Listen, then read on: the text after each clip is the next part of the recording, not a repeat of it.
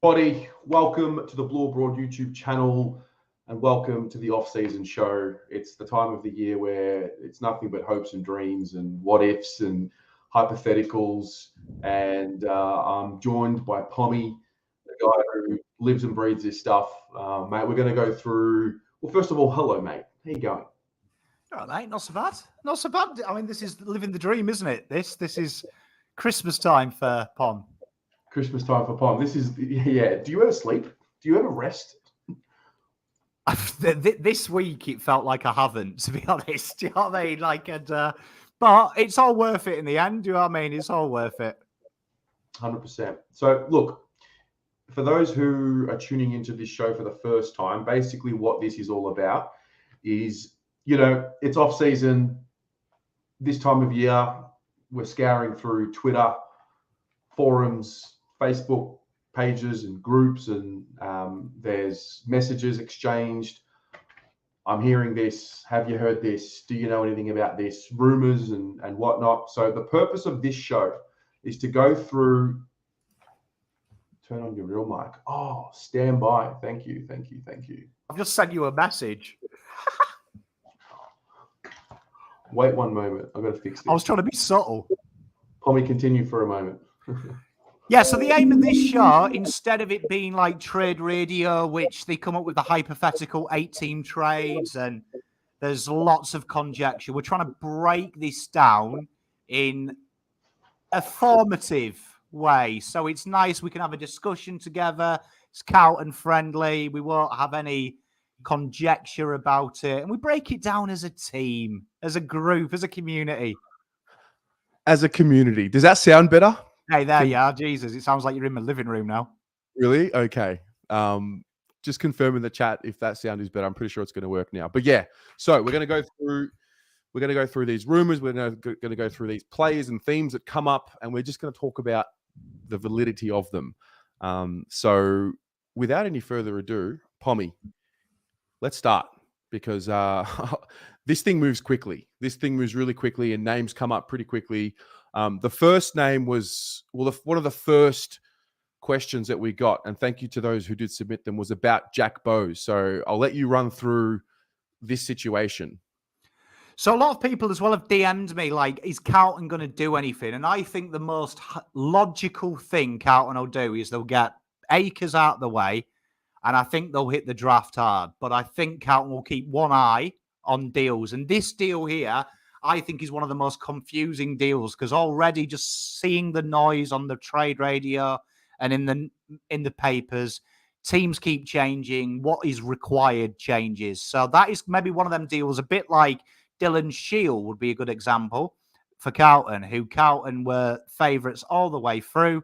Essendon could see that there was a little bit of dig in the heels and they came in through the back end and they sorted the deal out in the end. This is Jack Bowes, so 24 years old, 83 games for the Suns, playing across the back pocket and half back line. So he was a midfielder, but the last couple of years, he started to redevelop his role, and this year he's been there. You can see there very good defensive pressure, which is what you're looking for from a back pocket. If you count him as a back pocket, he's elite as a kicking efficiency, but there's a lot of kickers in the half-back flanks, but it's a good above average 74.1 kicking efficiency and about what touches you kind of get. So as a player himself, he's one of the players that you would kind of say he could do a job, and the age is beautiful as well, 24 years old. So this is just more of a situation of we might just wait and see how the negotiations eventuate with the other clubs, and we could potentially swoop in on something like this. To be honest, I don't really know much. I haven't really watched much of him. I just remember him kicking the winning goal against us in 2019. 100%. I mean, this is one of them deals that you've got to remember pick 7 comes with him. So at the moment... So why is that? Well, because with they've got salary cap issues. So you would they're looking for someone to take on his contract, and that helps them out long term.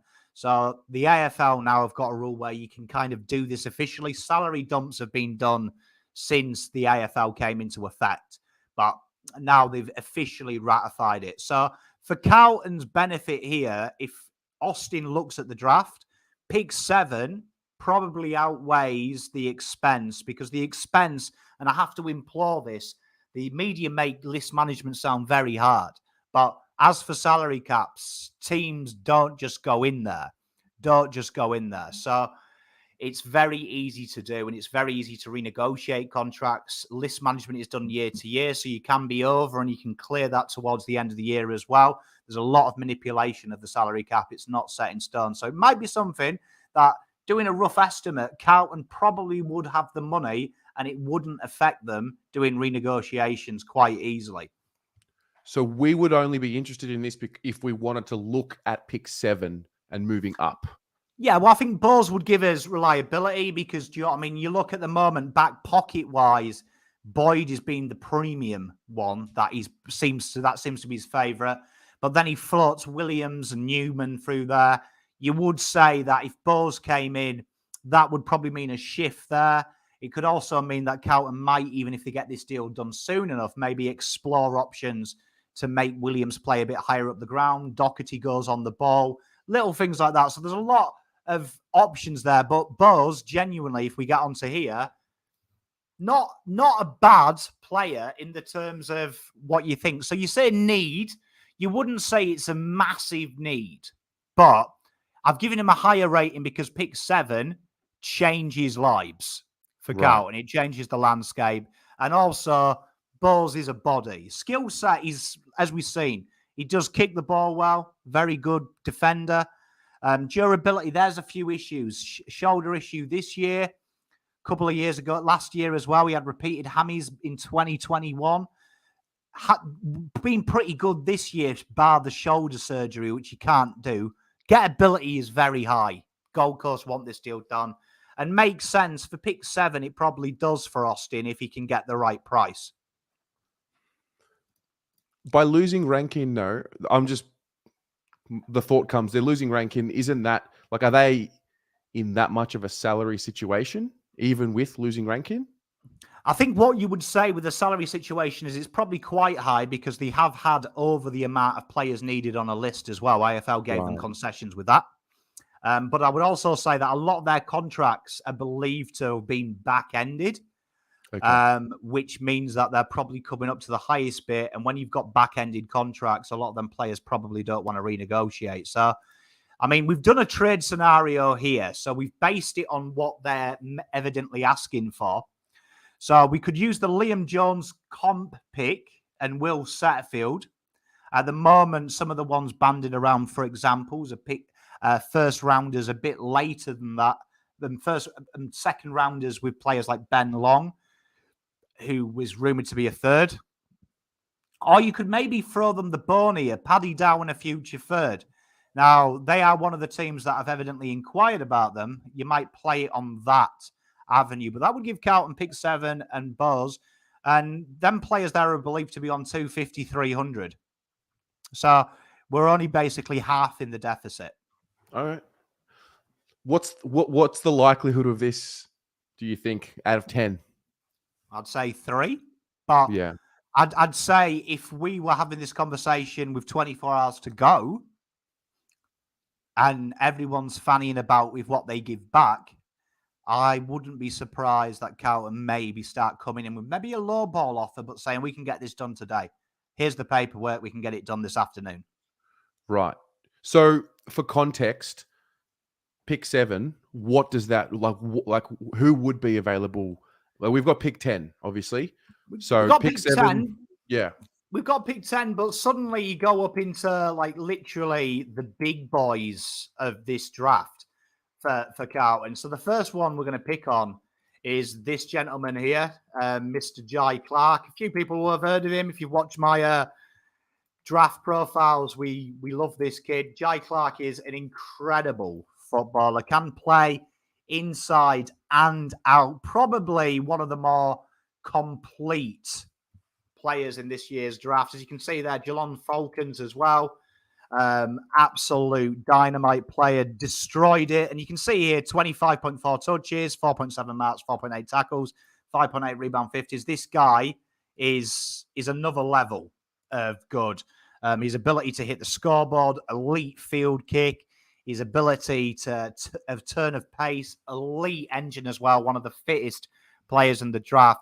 You're looking for a winger who's got scope to go inside as well. If Carlton wanted it, this is the boy. This guy is something very, very special. Okay. I'll let you continue on with these. In the meantime, if you're on YouTube, I'll put a little poll up for every one that we talk about tonight, just so we can get a sense for what you think. So just vote yes or no. You'll see the poll in the live chat. So the first one is obviously, should we go after Jack Bowes and pick 7? So Pommy, who's next for a pick 7 potential?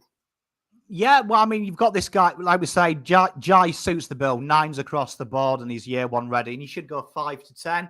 Then we've got Mateus Philippou, or Pau, Very good. if you're a Pau. Very good. Very good. I'm learning, and this kid here is something else. Scheduled to go anywhere between, and it's hard to read, but you'd imagine that he'll probably go in that 6 to 10 category. Son of Sam, the Doggies player and Sandful legend. This guy here is incredible. On the ball, high half forward, massive booming left foot, a total game changer. And this guy here is something else. This is incredible player, and probably one of the top 3 players. I would say when you redo this draft in 10 years' time, this guy will be a lot higher up than when he's picked. And you predict, a lot of people are saying 8 and 9. Do you know what I mean? 8 and 9, some draft boards. There's no way Adelaide and Port throw this up. So I would say that they always have a strong South Australian recruitment policy, unless there's a Victorian who's ridiculous. Where Port's pick is, he'll definitely be gone by then, which happens to be before us. So that might be what Austin thinks and goes, get this guy in. Gotcha. And then the next guy with the 10, my boy, Bailey Humphrey. So Bailey Humphrey is probably the Audi brand of Philippou. Probably not as consistent in the durability stakes, but very similar player. Not as an elite kick, probably what he lacks in elite kicking, which Philippou has. He's probably got more X factor and more of a game changer. Few injuries at the start of the year, but do you know what I mean? He's come back quite strong, ran the game out very well. This kid here is another guy that will go a lot earlier than what most people think. This kid here, for me, him and Philippou are 2 of the best in this year's draft. A lot been talked about Ashcroft, and we've talked about this guy at length. Ollie Hollands. You'd imagine if Carlton had 7 and 10, if Philippou went, that's Bailey Humphreys out, and then Ollie Hollands. And I do predict Ollie Hollands, even though he's 12, 13 on some draft boards, I would be surprised unless a brand name slips to 10. This kid isn't lacing them up in blue, and he is incredible. He is incredible. Imagine Lockie O'Brien without the for F's sake O'Brien is what Hollands is. Very, very elusive and incredibly quick. Okay. I'm going to end the poll here. 50 votes, 51 votes. And the result was 33% of people said we should look at doing this, and 66% of people said no. So we'll keep doing this. The next one, really interesting. I feel really strongly one way about this, but just for the sake of the discussion, it's Harry Mackay. It was probably one of the most common names that popped up. I think because he hasn't signed yet, there's naturally a little bit of angst. There's quotes here and there of him all but confirming that he's going to stay. But let's talk about it so we can talk about it one time and then not have to talk about it again. So I'm going to put a poll up in a moment. Pommy, run us through Harry and what's the actual chance of him staying or going? Well, I mean, what you've got to do first is we're going to break this down into how Pom works things out when you ask me questions. So I have 4 requirements when I trade a player. One is the need. Well, to us, he's a 10 because at the moment we've only got 2 recognised key forwards and he's one of them. And you could argue JSOS can slot in there. Brody Kemp slots in there. If you're relying on JSOS and Kemp to do his job, we might as well pack it up now. Improvement for them. Well, the Sydney is the rumour. Huge improvement for them. Buddy Franklin's on his way out, and this kid is Harry's almost prime. You'd imagine on his peak could be prime Buddy. Do you know what I mean? Could be that version. Draft class replacement, even if you got Cadman would be the closest, but Sydney don't own them. So that's the big problem for Carlton. They couldn't even replace him in the draft. There's no one around there that they could even use picks on. So for me, it's a 2.5. Do you know what I mean? You're taking chance. And my chances of making this happen, I hate to disappoint people, 0.1%. That's so rare. I think just philosophically speaking, right? So without knowing Harry Mackay's motivations, without knowing anything, like you've been drafted in 2015, you know, there's been the big build. The club has been built around a core group of players, which Harry is definitely one of them. You've won the Coleman a few years ago. You're definitely established. You're playing in an up and coming side. Would he really leave right now? It's kind of like I'm not even entertaining it. I don't think it will happen this year, 2023, 2024, 2025. I genuinely don't. I can't for the life of me see it. I don't buy into the salary cap as well. I keep a little spreadsheet on the salary cap based on what the AFL release, and Sauce was quite open one year, so you can kind of work it out by what the retract. There's no way Carlton don't have the cap set base to sign TDK and that, and it would take a monster deal. And we look at this, the last time a key forward of relevance left was Jeremy Cameron. So you could argue, yeah, he's a bit older and he kicked more goals, which is fair enough, but he did play for a massive side. But this is what was deemed fair. So a lot of people have been saying it was free first. Yeah, it was, but 2 seconds came back. One was linked with Essendon and a deal that they'd done, and one was their own, which worked out to be about 23 and 28. And Jeremy Cameron. So you can see there that they're not prime picks, I can tell you, from covering the draft a lot. 13 to 20, if you're getting a key forward in there, you're waiting. Jefferson's in this draft. Definitely not year one ready is Jefferson. Very good key forward, though. But only Cadman is probably suitable to kill it this year. So it's a big thing. So based on that, don't come at me, but I've tried to do a trade based in the realms of reality based on AFL history. So what I've done is given them one less pick purely because of the age, because AFL historically tells us that Cameron was at his peak of his powers and wasn't going to get much better. They will play that chance. And you see, when you look at it in gravy, that will be what the deal will be. I guarantee you now, that's what the deal Sydney would offer would look like. I wouldn't do it because I'm telling you now, 14, 17, and let's say they are shit next year and finish 9th, pick 10. You ain't replacing it, and you're hoping to buy someone else. And the most important thing of forwards is continuity. That is incredibly important. And you're going to see the best of Harry and Charlie next year and probably the year after. So I can't see it going. What if Sydney wanted to throw some players in there? Young, like again, hypothetical, young up-and-coming players, one of those Warners, Rowbottoms, Gouldens, those types. I'm sure Nick Austin... Yeah. Like basically what I'm trying to get at is like how big of a Godfather offer could Sydney really throw? I'm sure Nick Austin would agree with me saying this, that finding a replacement Harry is very hard to do. Probably 1 in every 2 drafts comes along. Even if you threw a Heaney and Chad Warner at me with a pick 1, you can find a Warner and a Heaney in the draft.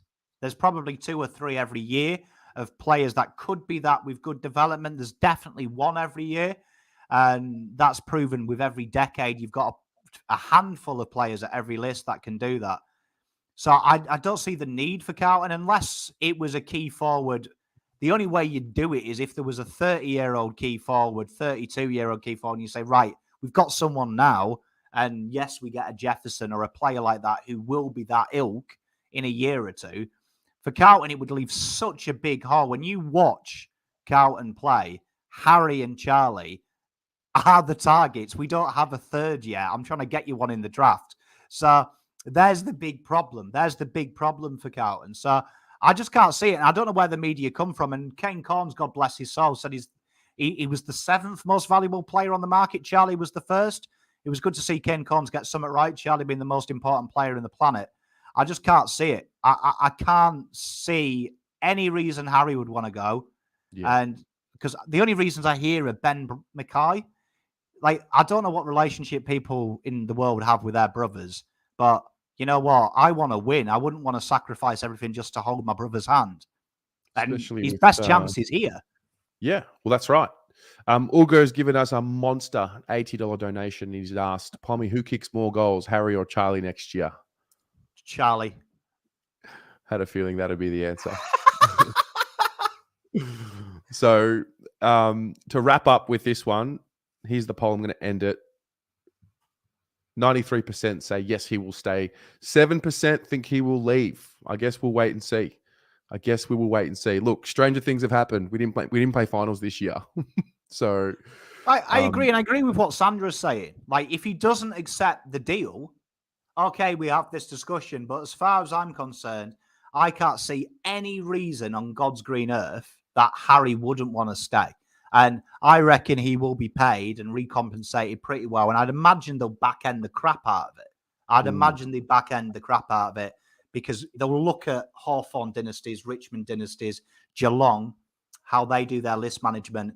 And genuinely, you listen to any player, they don't chase big dollars when they're winning.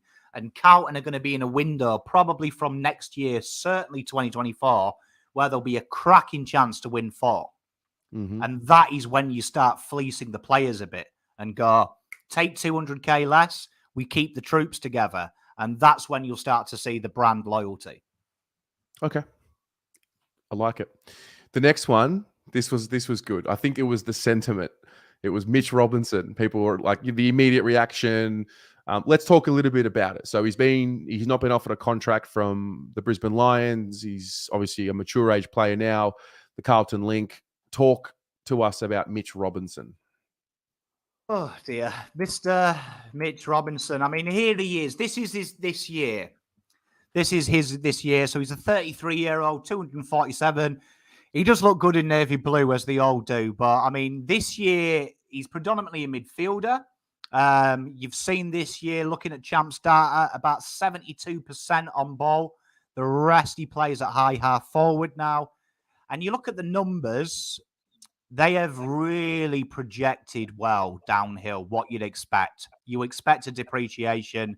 He's depreciated as we expect him to do. So you can see there the key facets of what I would imagine, based on Voss's game plan, he's looking for a guy that will slot like this. They're not great. They're not great at all. Apart from the Carlton link, is the notion of he would be cheap, he would be a body on the list. He's tough, he's powerful. Is it even worth it? I mean, at the end of the day, do you know what I mean? My uncle Toddy's quite tough, but I wouldn't want him playing on the ball at Carlton. Do you know what I mean? So I can't see it. I can't see it. I don't think he possesses the leadership quality. You look at Brisbane, he hasn't been a big active part of that, and he's one of the older guys. Do you know what I mean? He frequently gets himself into trouble on the field. I don't think and I'm sure Mitch is a great guy, and I mean this in a purely football sense. I just don't see why Carlton need maturity like this. Do you know what I mean? If you want to go out and get a 33-year-old, like Ian Brownie says, get Blaine Burkhurst. Do you know what I mean? Like, that's the same. I love Mitch, but I think there's way too much water under the bridge with Carlton. And also, I just don't see it. And this is why I've been quite harsh. 5 for need. I don't think we need a player. We need a young high half forward. Skill set isn't great. Durability, he's had his few knocks in the last year.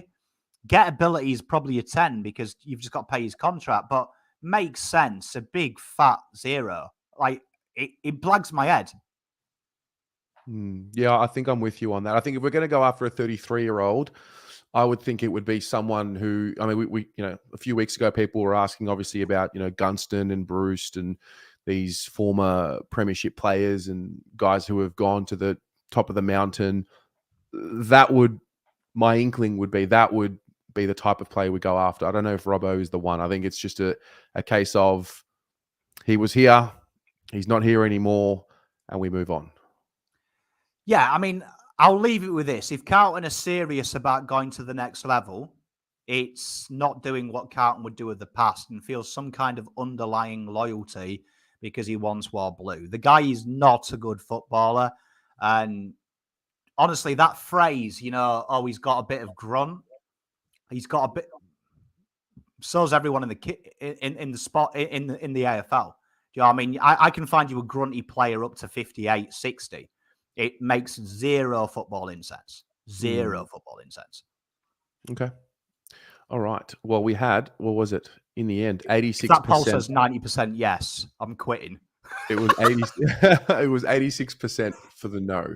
Oh, for God, for that. So the next one is this was a curious one for me because I remember we talked about him last year, and that was Quinton Narkle, who has just been, not offered or delisted or not offered a contract at Geelong. So talk to me about this one. Well, again, Quinton Narkle, Sparkle Narkle. If you've got an adjective preceding your name, that's always worth a look. But 24 years old, 41 games. Let that sink in. 41 games. He's been around a fair while. Been slotted across high half forward predominantly over the last 2 years with about 29% midfield time and playing out wide as well. So the W comes in. But let's have a look at them numbers. 8.5, 1 tackle, 0.5 goals, 60% kicking efficiency. So you've got to look at these and think these are the predominant key areas of Vossi's plan. So aside from goals, he does pop up. You've got to remember as well, they're a very, very different kettle of fish of how they play football to us. So it's an intriguing one, but that's Quinton Narkle. Probably not a fair assessment of him numbers-wise because the guy's never on the park, which we'll come to in a minute. Going back to what I said earlier, just to play devil's advocate, I actually don't mind him as a player. I think I get seduced by the potential, which I think there's a lot of players like that. The availability is clearly the one that he's struggled with, and it's been made really clear that durability is what we're looking for at the club for next year, which, yeah, you've touched on it right here. So I don't know. How low does the price need to be in order for it to be a good situation? Again, this is someone that you had Fisher probably in this category, looked flashy and made it this year.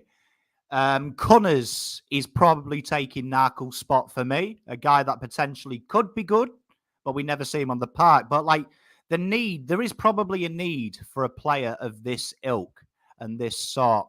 Skill set wise, do you know what I mean? We just don't know enough because he's incredibly inconsistent when he has played a string of games. Durability, this guy has got a lower half of Oscar Pistorius. Do you know what I mean? You look at his Champions data injuries, he has had just about everything wrong with him. Waist down, ankle surgery, groin, quads. And you think Geelong genuinely are one of the better sides in the AFL at keeping players fit. And Carlton at the moment are the worst. So that is a huge no-no for me. Gettability, guy is at the moment faced with playing VFL or AFL. Makes sense. A bit more than Mitch because he's 24.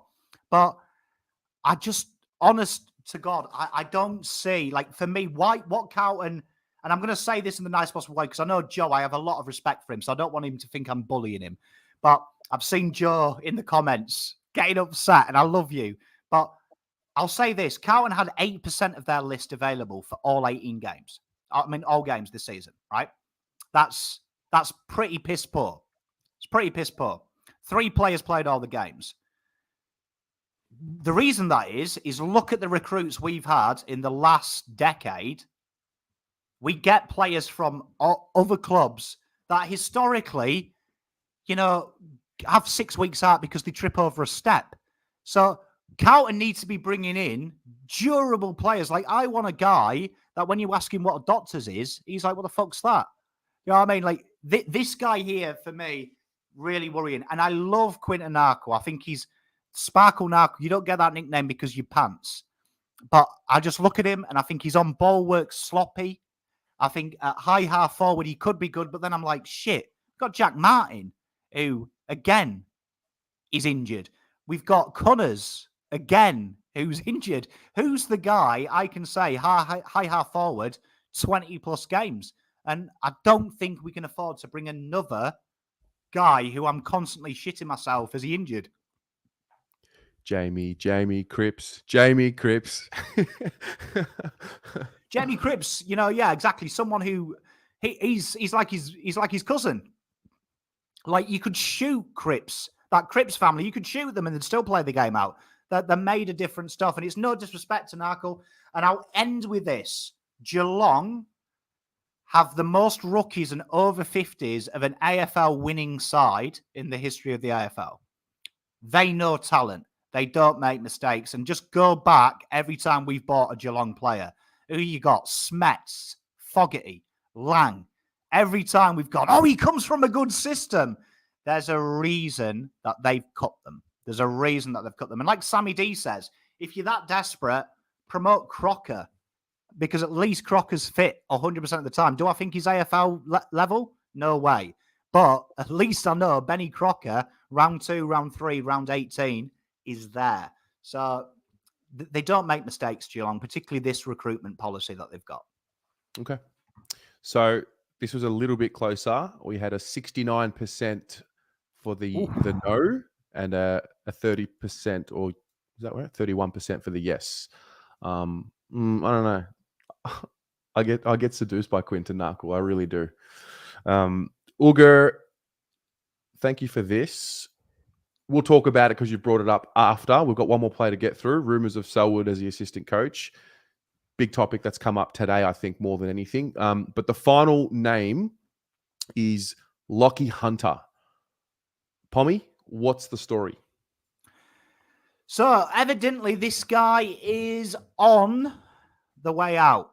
On the way out. Now, I do want to put a caveat here. There is a lot of rumours about Lockheed Hunter of why he wants out. There was a big stepping away from football, believed to be mental health. Do you know what I mean? But believed to be Beveridge didn't like him. Beveridge spat the dummy. There's a lot of things. Now, Lockheed Hunter, let's just look at the player, what we know about Lockheed Hunter. Left wing has been his predominant position. Rests in the half forward lines. Shockingly, 65% is on the wing. The rest made up of high half forward and on the ball. Now, you look at his numbers, they're not bad. And he has probably got a point of difference from O'Brien, Akers, because he's more of a Cottrell type player in the terms of quick and aggressive, and he's an attacking one. Mm-hmm. But has to be said, this here, I think, comes with tremendous risk. Tremendous risk with these things because you just don't know. And with the doggies getting him away, with losing players like Dunkley and losing players that do have that rotation, that always makes me a little bit worried. And that's why we've gone this need, probably quite a high need. High need in the terms of where he plays. Skill set is very high. These are my things, my sticklers. Durability and the making sense. And I think Joe's nailed it. Taking a dip in form, a club wants to get him. The rumours of his salary are about 450, 400. And I'm telling you now, pick 10. If pick 10's Ollie Hollands, I'm taking Ollie Hollands over Lockheed Hunter 99 times out of 100. 99 times out of 100. Because you can develop a player, and you look at Lockheed Hunter as a player, he's one of these players that's deceptively good. When you actually look at his impact on the field, not so much. Not so much. Miles below what you'd expect after this. In a good side as well. So wingers in that side should be taking the piss. And he was taking the piss 2 years ago. Massive drop since then. And that is one of them things. And for me, I'm of the no. I think we're blinded by the brand name again. Is that do you think that's a similar notion when it comes to a guy like a Tom Mitchell, where we look at 12 to 24 months ago and we have that image in our minds of the type of player that he is, and you need to be careful about having that image of a player who is no longer that player? 100%. I also think he is one of these players that looks a lot better than they are. There's a few of them in the AFL that fall under the opposite category. So George Hewitt would be a good example of being the opposite of Lockheed Hunter. You don't rate him, but he's got very high impact for that position. But people just don't notice him. They're just like, who's that guy? Lockheed Hunter plays for a side that plays a lot of football out wide. And he's got quite high numbers, from living on there. But the issue is, do you notice him enough? And looking at Carlton at 80-20 from them avenues, I don't think he fits the system, to be honest. He's a good player, but I think with all the worries of him, and the potential off-field baggage, which again is speculation, but I would say there's always no smoke without fire. And the fact that he's named to leave when I think the doggies need him more than ever with Dunkley going, because that's traditionally when Hunter's football was better. No Dunkley says to me a little bit of worry. That would be a little bit worry. If I was Austin, if he came to me though and says 200k, I'll play for you for 200k, I'd be like, okay. So that's I'm telling you now, draft a player for that. So that's where I start thinking, like, where we say, like, what's the threshold between saying yes or no to a player, dependent on what they're willing to sacrifice salary-wise and what we'd actually need to invest to get them. That's where I get a little bit curious with a guy like Lockheed Hunter. Yeah, exactly. And I think for me, I always look at it with, like I say, with the draft in mind. Can I get someone for half the price? So a draftee is going to be on anywhere between 100 and 200k, depending on what he's agreed. There is a base rate. Some players get played more. Edmund, I've just seen in there. I did a draft profile of him, a very talented player. Do you know what I mean? Then there's Ollie Horton, who is basically Lockheed Hunter clone, who would be around the 28. But you look at the price he's quoted, and this is the one that always gets me. And Joey's nailed it. You look at the system they play begs for a high half forward winger. High half forward, like it begs them to have touches. And if you ever owned him in fantasy, Lockheed Hunter was great when they were good, because he just got 28 touches. But I look at this football and I think Sauce came out this week and said, Lockheed Hunter late first.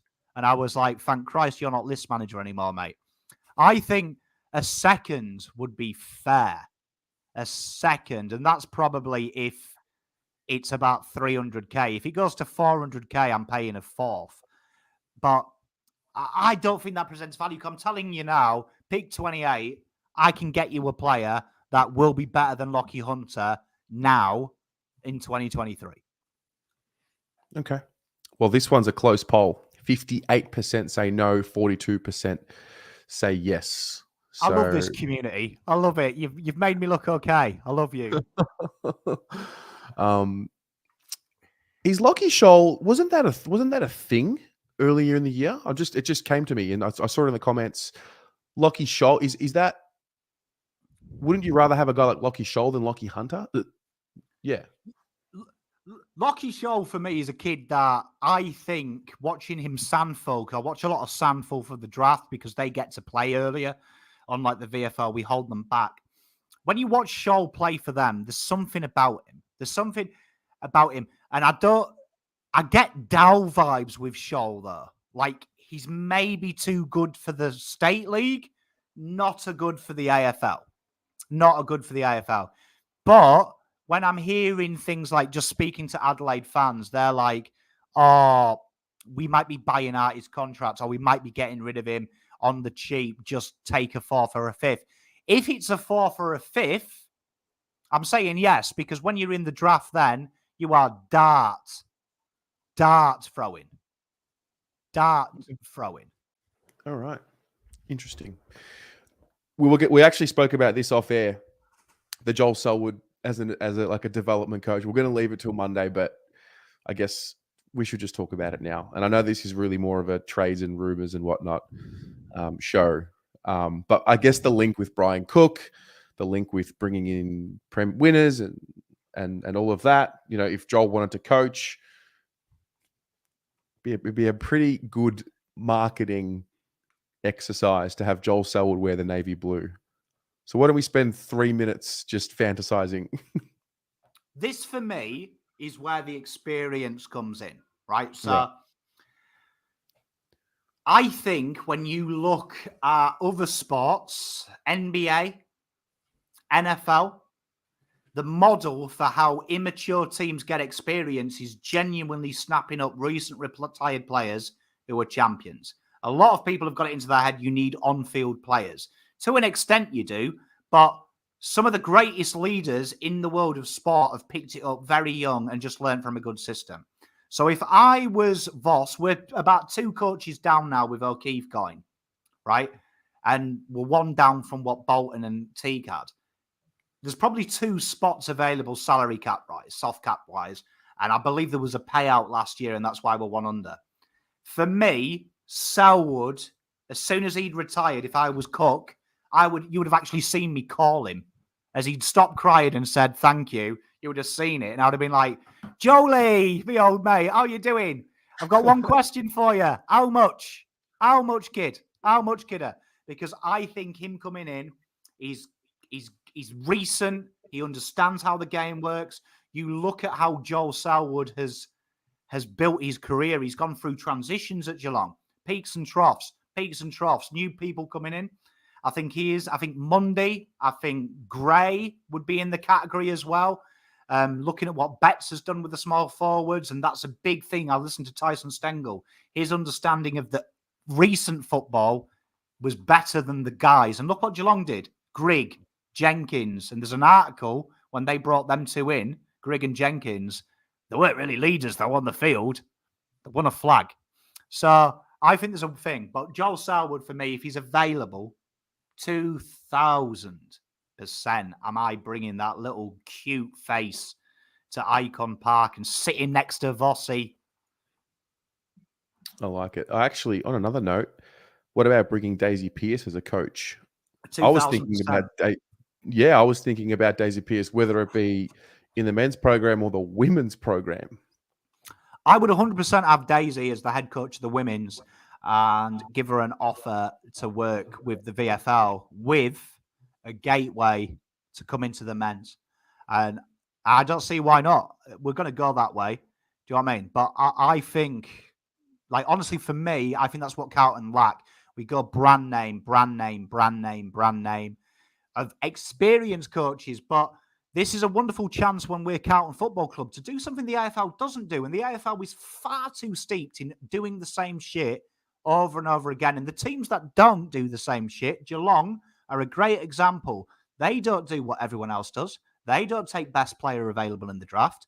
They don't keep taking first-round picks. They focus on what they're about, and they don't care. They fuck the system regularly. Carlton need to look the same and look at the world of sport. Recent players, different eyes, different philosophies. Daisy, for me, would be brilliant. Joel Selwood's a dream. David Mundy would be genius. Do you know what I mean? Can you think of a better role model for our players? Because you've got a problem when your leaders are Sam Walsh. He's a kid. He's a kid. Let that sink in. He's a kid. And great science proves kids can't lead men, right? They've got to have something about them. So that's why Ed Kerno's there. Joel Selwood talking to that group. Can you imagine it? Imagine being Walsh and Joel's looking you in the eyes saying, I've played with the best. Gary Ablett, played with some superstars, mate. And you're up there. You're that ilk. Be brilliant. Yeah, I guess it's just an exercise in trying to put as many great people, culture people around.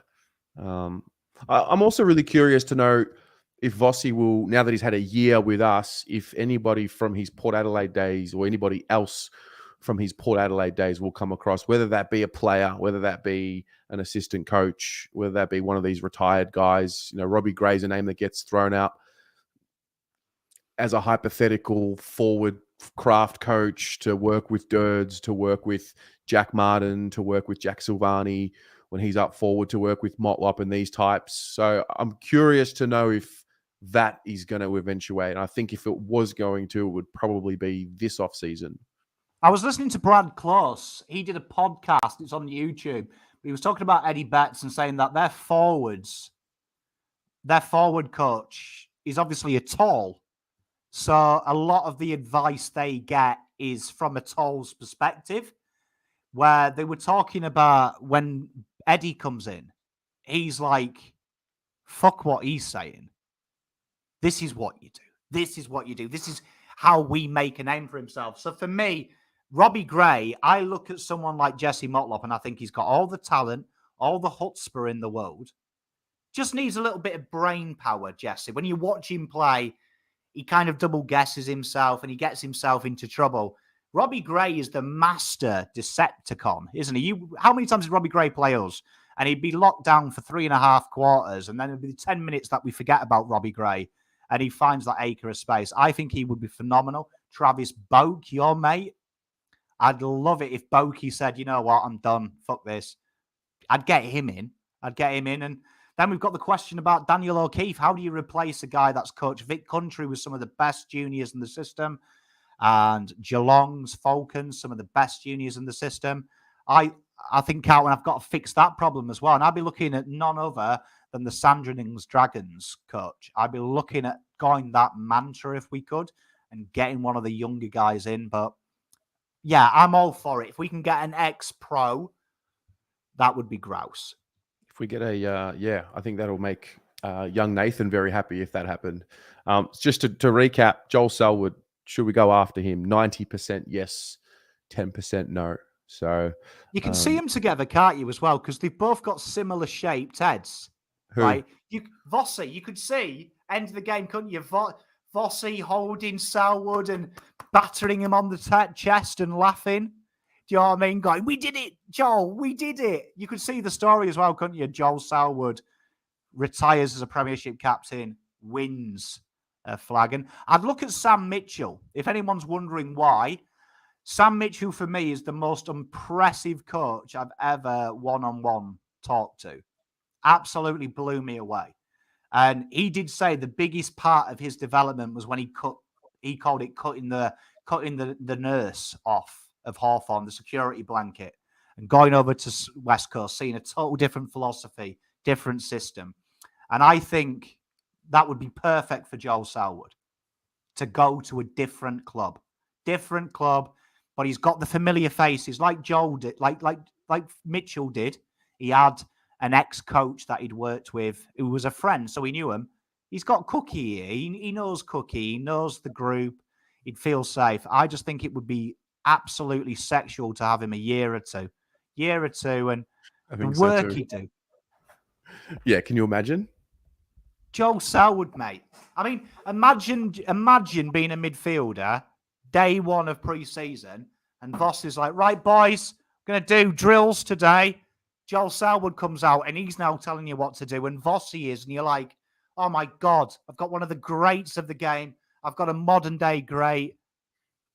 Yeah, it makes the mind wonder. It really does. It makes the imagination run wild of what could be. And with Tim Clark as well, who's regarded as the best. Like, you listen to Cripper, there's no surprise. I remember we did this show last year, and everyone was going, Tim Clark, who the fuck's he? And I was like, Cripper loves Tim Clark. He raves about him in the development, and he's now a Brownlow winner.